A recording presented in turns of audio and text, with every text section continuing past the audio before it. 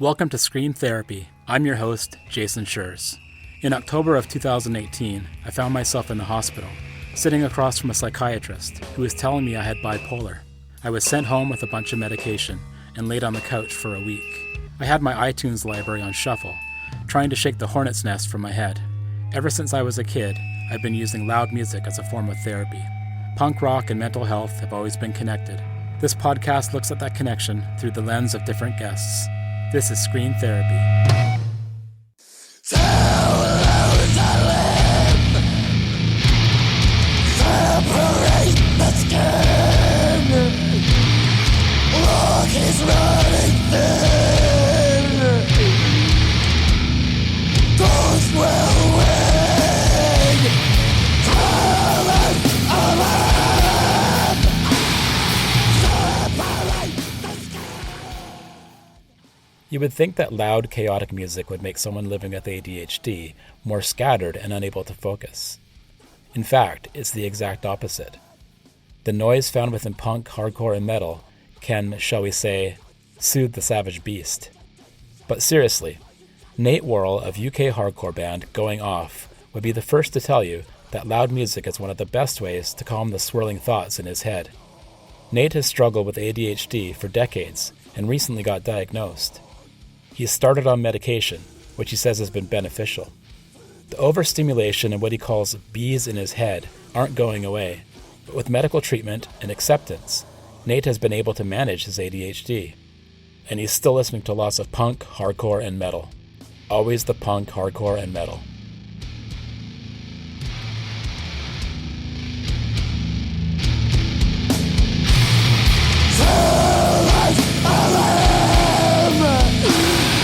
Separate the skin. Walkers war and dawn. God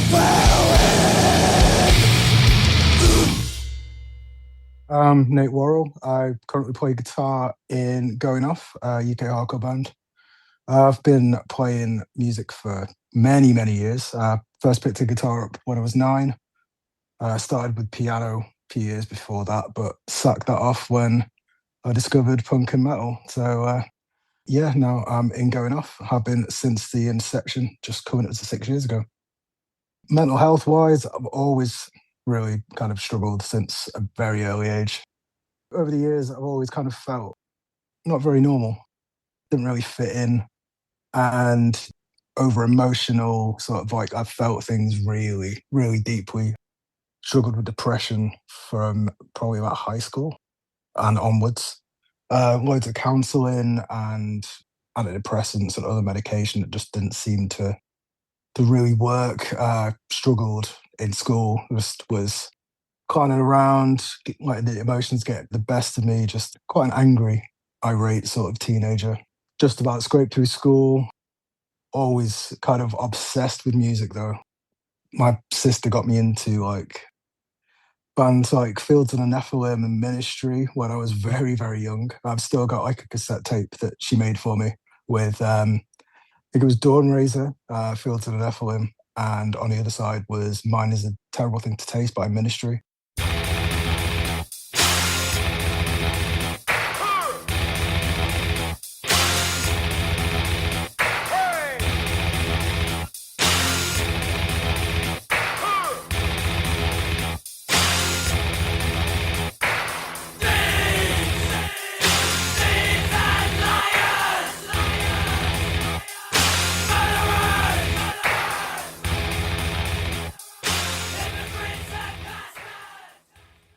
Like we always had like such a strong bond, and from there I've just become absolutely obsessed with playing music, listen to music, go to shows and stuff.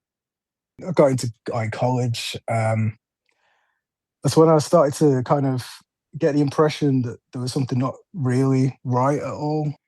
So I had like a tight group of friends. They all like went to college, did really well. I went to a college, and then I just fell into like the party lifestyle. Wasn't what I wanted to do. Ended up getting kicked out of that college, went to another college doing whole new courses like music and stuff. Still kept up the partying, go to like metal clubs and all that sort of stuff. ended up just doing bar work and stuff at a club that I'm still at now. So it's a club called Satan's Hollow, but I DJ there now. But I was on the bar then. I've talked to a lot of people about how, they're really struggling at an early age, and then they found the punk rock scene, and like in your case, you're playing piano, and you're like, forget that, I'm gonna go and do this noisier thing over here. How were you attracted to that? Was there a certain feel that you got from it that made you want to go in that direction? Stuff that I was listening to just like kind of felt relatable. Like when I was playing piano and like the transition to getting guitar, I was into a lot of Britpop because being from Manchester in the 90s, like Oasis and Pulp and all stuff like that were like kicking off. So I was into that sort of stuff. And then it's just on like kind of compilation CDs and just like heavier like American bands. Like I remember hearing Green Day on some like Enemy cassette thing that came with it. And it was Brat from the Insomniac album. Mom and Dad don't look so hot these days. They're getting over the hill. Then let's close it in and catch it up as far as I can tell.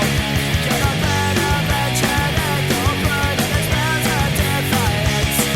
I'll just wait for Mom and Dad to die. I was like, this is really cool. It was just like fast and energetic, and it kind of matched some of the feelings inside my head some of the time. So I went down that sort of avenue, and then me and my sister, she kind of saw that I was going through that thing. So I used to go stay with her because she lived in another city in Leeds. I remember being like 11 or 12, and I went to stay with her.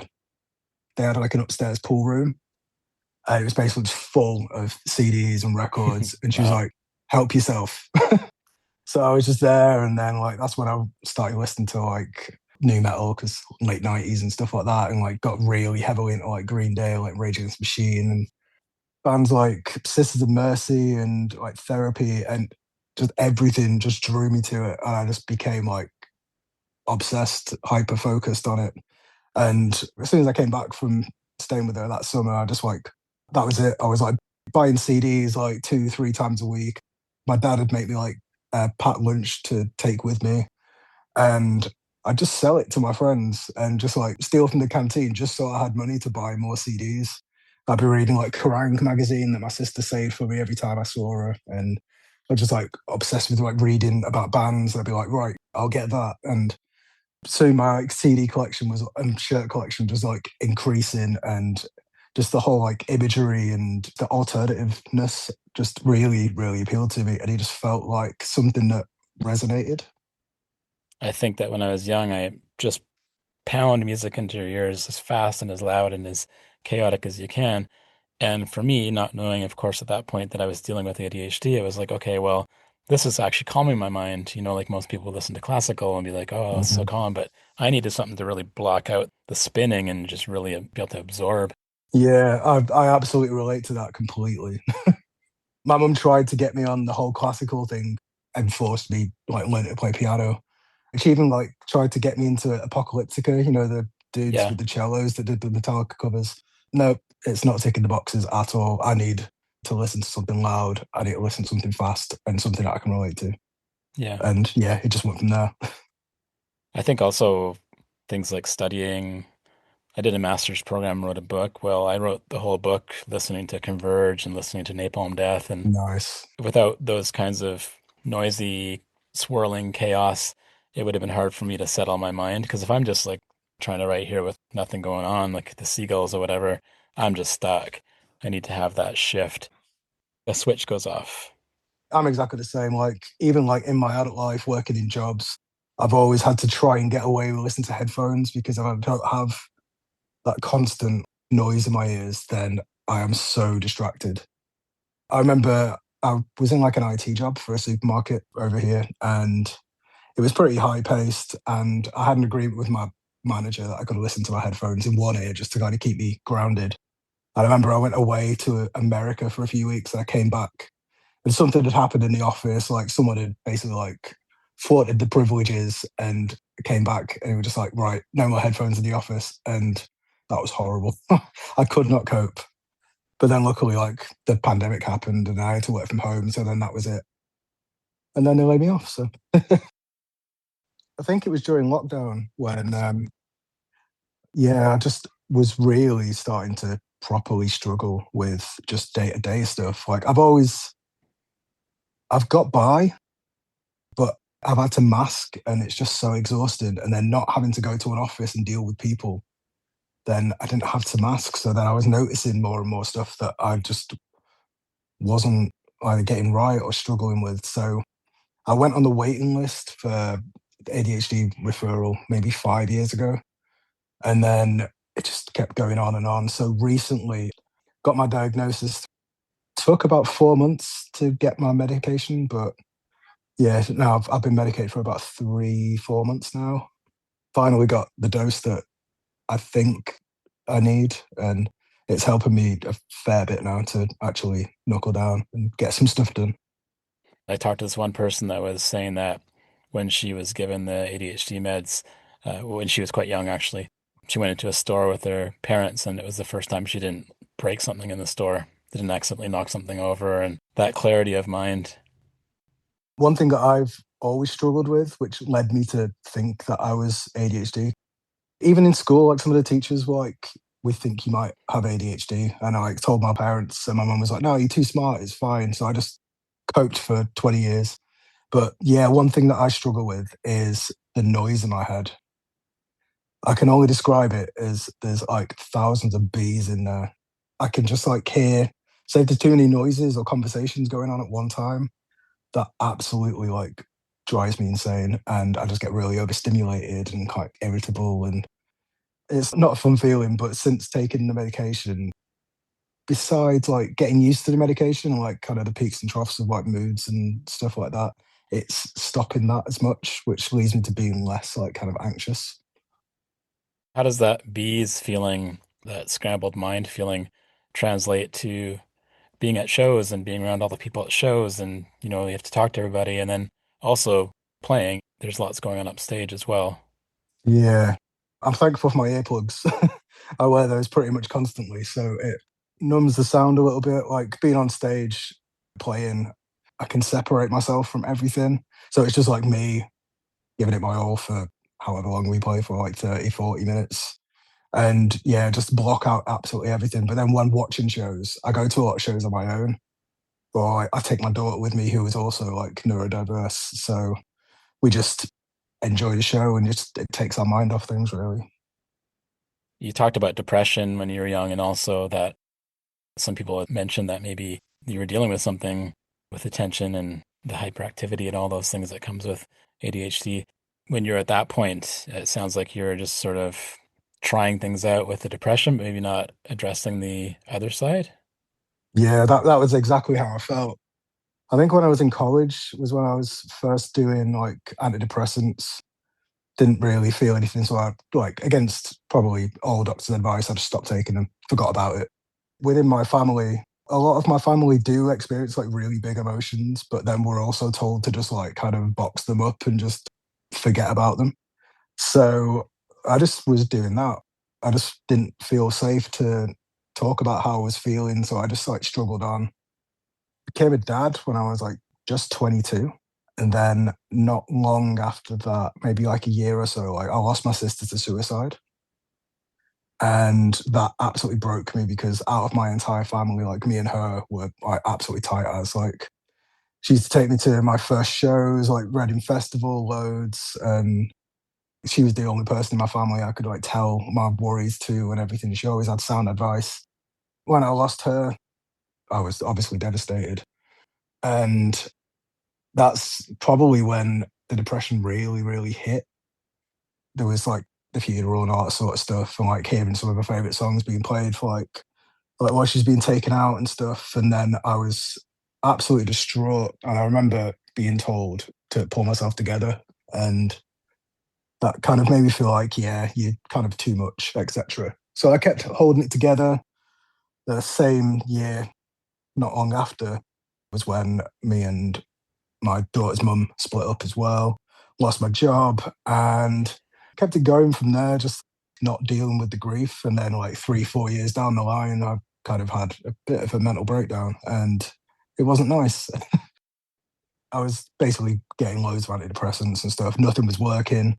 And instead of like the doctors just try to help me address the issue, it was just giving me more and more medication. So I was on 2 different types of medication at one point. Like I couldn't work for 3 months because I couldn't sleep at night. So I had to take another one, which would knock me out, wake up not feeling myself and like a zombie. That carried on for like 3 months and it was horrible. So after that, I was just like taking all these pills and it's not even doing anything. So then I started to do like talking therapy and even that didn't work. So I just kind of went without for years until this like ADHD stuff. You think about an elastic band, right? All that pressure of pulling the elastic band and all this stuff's going on, and maybe tragedy happens and you're able to get through it and push through it, but then eventually that elastic band just breaks. And that could be 3, 4 years later when things have built up to the point of no return. Yeah, exactly. It's not a fun position to be in, but then yeah, there's always light at the end of the tunnel for sure. How old was your sister when she died? She was 39, so same age as I am now. I would have been 20, it's 15 years ago, so about 24. A lot of people talk about that older person in their lives that turned them on to punk rock or metal. You know, that person in grade 12 and you're in grade 8 or whatever, or some uncle or whoever. But to have your sister be that person is pretty amazing. Yeah, it was so cool. Like, she was such an influence on me. It was because of her that I discovered bands like Fugazi.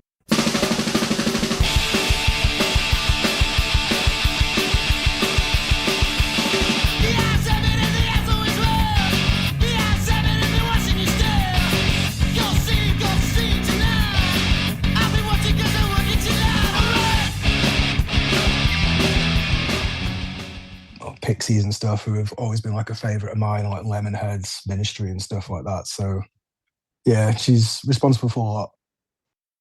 Bit of a fun story. So one of my favorite bands ever is Alkaline Trio, and to this day now, I think I've seen them like 20 times. Wow. So back in 2003, my mate's older brother saw the Ataris and got on stage with them for like one song. So I was like, you know what? I'm going to try and meet Matt Skiba. I'm going to ask him if I can play. And I did. I was like, yo, can I play like one song with you? And he was like, how many do you know? And I was like, yeah, I know quite a bit, to be fair. And he's like, well, our guitar tech who does the backup tracking guitars is in hospital. Can you fill in? I was like, 17. Yeah. So I ended up going backstage and like learning the songs with them all, like jamming out Longview with Dan and stuff. And it was Wow. so surreal. They wanted me to go on tour with them for the rest of the tour. And my mum was like, no, absolutely not. But then she rang my sister and my sister was like, you do know that he will hate you for the rest of your life if you don't let him go. Pretty much soon enough, like my mum showed up with this massive like suitcase full of clothes and she like met Matt Skiba and she's like, will you look after him? But it turned out that there was no space on the bus, so I would have had to like get the train everywhere, and I couldn't afford it because I didn't really have much of a job and stuff at that time. But yeah, she's always been so supportive, Yeah. and I know she'd be absolutely proud of me now. So One of the things for me has been acceptance of these things. When I was diagnosed with bipolar in 2018, I had never really thought about it. I was in my mid 40s when I was diagnosed and didn't really know what it was. And then, ADHD, kind of similar thing. It gets thrown out there here and there, but I didn't really think about it in a real sense. But trying to be kind to myself and trying to be self-accepting and not being self-defeatist, right? yeah, That's one of the biggest things that's helped me over the last few years. absolutely, I can't agree on that enough. I've always been very self-deprecating and very, very hard on myself. And then once I did the initial ADHD referral and spoke to my GP, and they were just like, yeah, you scored very high on that test, which is the first. We're going to put you forward for the ADHD referral. So, like, basically from that moment on, I was very accepting and just I took things a little easier on myself. Like, that's when the mask didn't need to be on anymore, and I could just be vocal with people. Like, if I'm having a hard time, like having a shitty day, or I'm struggling in certain things, I can just speak to people and myself. I can just not keep it all bottled up. I just let it out and just be kind to myself at the same time. I do facilitating for support groups, and one of the things that comes up a lot is how do you talk to people about living with bipolar, with ADHD? Talking about mental health doesn't have to be clinical, or it could just be like I'm feeling really scrambled today, feeling those bees in my head or whatever. And I think as soon as you throw the names out there, they have their own idea of what those symptoms are or what it looks like. And because it is so different for each person, it's like, oh, no, like I don't know where I am right now. Like, I don't know where I've left this thing and this thing's over here. And why do I have this in my hands? And explaining the symptoms, I think, is a better way of making it clearer to people. Yeah, I've definitely found that as well. There's like no need to keep things hidden. I'm just way more of an open book than I used to be. Not shoving emotions down and just pretending they don't exist. It gets you nowhere. How does it feel to be able to change that much? And for me, it was reflecting back on my life look before that. Yeah, it's definitely a good feeling. I've had it in the past, like when I was in All We Have, going back like 2008, 2009. So we started that band based in Manchester. And then our other guitarist moved to Bristol and the band relocated, but I was adamant I was going to stay there. We'd lost our vocalist, so I decided to jump on vocals and did a couple of shows. But then it didn't work out because, yeah, basically with my ADHD, I couldn't do any writing. And because of that, we ended up parting ways. But now, like, I know I have ADHD and I take medication. I can do the things. I remember in our band group chat a couple months ago when I just started medication, we were getting some new songs ready for a tour. I was like, yeah, so I practiced these songs, and then everyone just, oh my God, he's medicated. Because usually I just get so stuck in the cycle of just like sitting down, listening to records, like watching TV and stuff like that, that Yeah. I just forget that stuff exists and I need to do things. And it's been beneficial as well because I'm pretty much like the tour dad because I'm like the oldest in the band, and I'm like organising all the accommodations and booking the van, stuff like that. So being medicated is definitely helping me be a bit more proactive as well. What would you tell people who are trying to understand ADHD? Just be kind to yourself. It's not the end of the world if you don't do the dishes or put your clothes away like straight away. Get around to it when you can. Do the things that make you happy because, as you probably know yourself, it's all about like finding that dopamine wherever you can.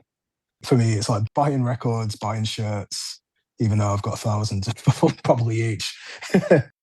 Just take it easy. Don't be too tough on yourself and speak to people. You will find people that understand what you're going through and can relate.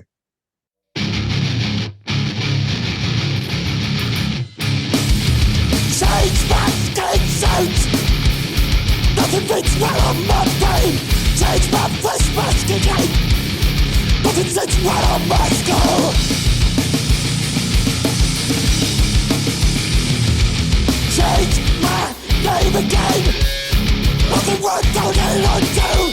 Change my whole situation. Nothing left for a year. Do I change my life? Or do I choose to lose?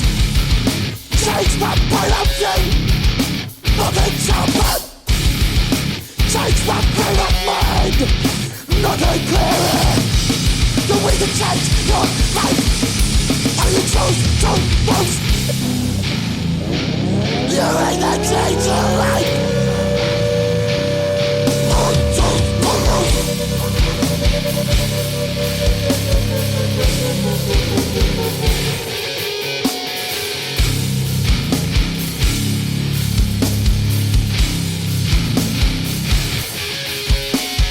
Choose to make a change.